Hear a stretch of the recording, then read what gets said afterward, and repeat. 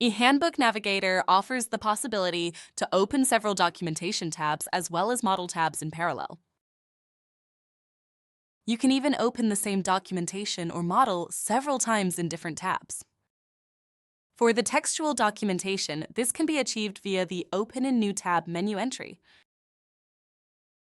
Past versions of eHandbook Navigator were already able to restore the open documentation tabs once the tool is closed and restarted.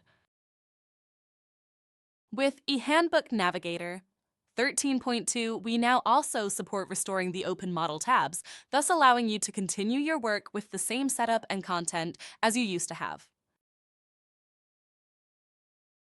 Please note that the content can only be reopened if the container is still available in the same location.